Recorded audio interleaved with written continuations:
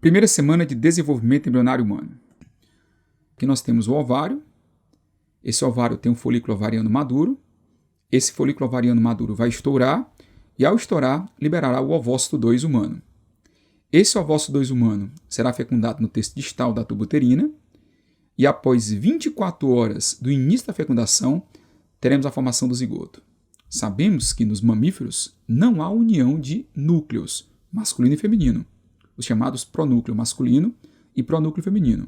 Não há uma cariogamia, uma união de núcleos. O que acontece é que esses núcleos vão perder a carioteca e os cromossomos irão se unir, cromossomos maternos e paternos. E com essa união, teremos a formação do zigoto. E o zigoto vai se encontrar aqui na etapa de metáfase mitótica. Esse zigoto se forma 24 horas após o início da fecundação. 6 horas após a formação do zigoto, teremos os 2 primeiros blastômeros. Logo, os 2 primeiros blastômeros se formam 30 horas após o início da fecundação. E 3 dias após a fecundação ter se iniciado, teremos a formação da mórula. Essa mórula tem em torno aí de 12 a 32 blastômeros. Observe então que essa mórula ela vai estar formada por volta do 3º dia e ela já está quase aqui para cair na cavidade uterina. Lembremos então que o embrião, ao longo de todo esse processo aqui, até chegar na etapa de mórula, ele foi deslocado com a ajuda de cílios da própria tuba uterina.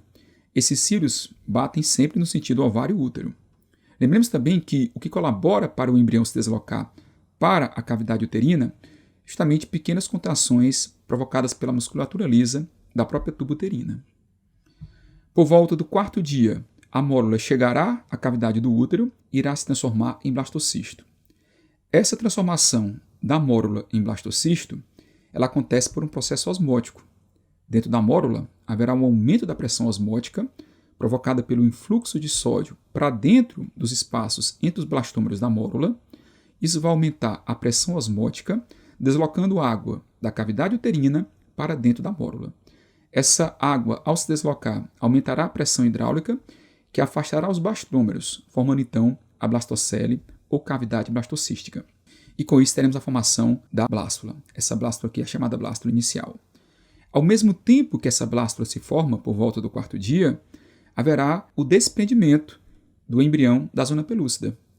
Então o embrião ele vai se soltar da zona pelúcida. O embrião está envolvido pela zona pelúcida por todo o seu trajeto pela tuba uterina. Graças a essa zona pelúcida cobrindo aqui o embrião ao longo da tuba uterina, o embrião não vai ter seus blastômeros se dispersando. Então, o papel da zona pelúcida é justamente impedir que os blastômeros se dispersem ao longo do trajeto do embrião pela tuba uterina.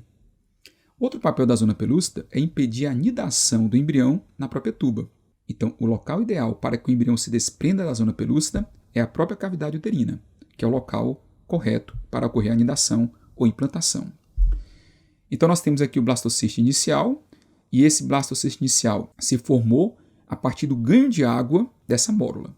Enzimas são produzidas pela superfície aqui do embrião, enzimas como é o caso da estripsina, e elas vão favorecer a degradação dessa zona pelúcida, fragilizando-a, o que ajuda ainda mais a esse embrião a se soltar dessa camada que o envolve dessa zona pelúcida. Por volta do 6º dia inicia-se a anidação ou implantação, e essa anidação é concluída por volta do 10º dia.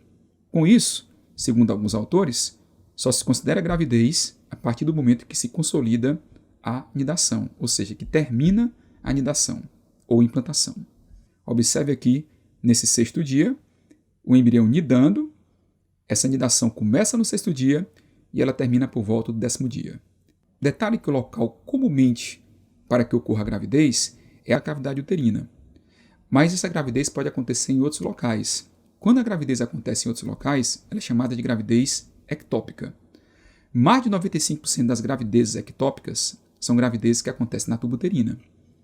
A gravidez que acontece aqui na tuba próxima à região do ovário, ou aqui pelo meio da tuba, ou aqui já na entrada da tuba para a cavidade uterina. Mas as gravidezes ectópicas podem acontecer em outros locais. O blastocisto ele pode nidar no ovário, chamada gravidez ovariana, ou ele pode nidar na própria cavidade abdominal, sobre uma alça intestinal ou sobre o peritônio. O peritônio é a serosa que envolve o intestino. Lembremos então que essas gravidezes são menos comuns. Agora, pode acontecer também gravidez no útero, mas uma gravidez que pode levar a problemas para a mãe ou para o feto. é a chamada placenta prévia, quando o embrião ele nida muito perto ao ósteo. O ósteo é a abertura do colo uterino. Quando acontece isso, a placenta pode se descolar, a mãe pode ter hemorragias e o feto pode até morrer. Existe também outra condição bastante rara, que é a gravidez de colo uterino, ou gravidez de cérvix, quando o embrião ele nida no colo do útero. O aborto corresponde à interrupção prematura da gravidez antes de 22 semanas. Esse aborto pode ser farmacológico ou cirúrgico. Aborto farmacológico quando se usa substâncias químicas para interromper a gravidez. Exemplo, a mifepristona, que é uma droga antiprogesterona que inibe a ação da progesterona sobre o endométrio. A gente sabe que o hormônio progesterona mantém o endométrio em desenvolvimento. Dessa forma, se a mulher usa a mifepristona, o que é que vai acontecer? Ela vai inibir a ação da progesterona, levando à necrose do endométrio. Essa necrose vai levar à descamação, o endométrio vai se descolar e vai levar consigo o embrião nidado. Um outro tipo de aborto farmacológico é o aborto que se usa o misoprostol. O misoprostol tem o nome comercial de Cytotec. Ele provoca contrações uterinas, que levam a descamações endometriais. Com a descamação endometrial, é arrancado o endométrio e o embrião que está nidado na sua própria estrutura. Com isso, o misoprostol é considerado uma droga abortiva. O abortamento também pode ser cirúrgico, através de aspiração a vácuo ou por curetagem. Em tanto um método quanto o outro, haverá necessidade da dilatação do colo uterino. Na aspiração a vácuo, uma cânula é colocada pelo colo do útero e haverá a aspiração do embrião nidado. No caso da curetagem, após a dilatação do colo do útero, é colocada uma pureta com as bordas cortantes. Ela vai raspar a cavidade uterina por dentro, levando então à descamação endometrial e, com isso, arrancando o embrião nidado da própria estrutura do endométrio. Há um risco da curetagem, que é o risco de perfuração do útero.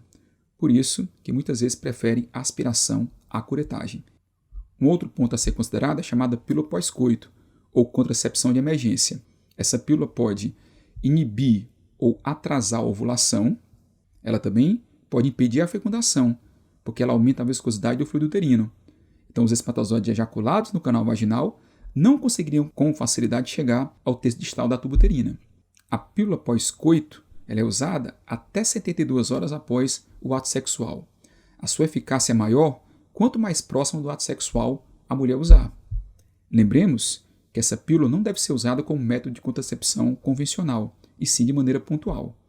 Essa pílula tem como princípio ativo o levonorgestrel, que é uma progesterona sintética. Até a nossa próxima aula.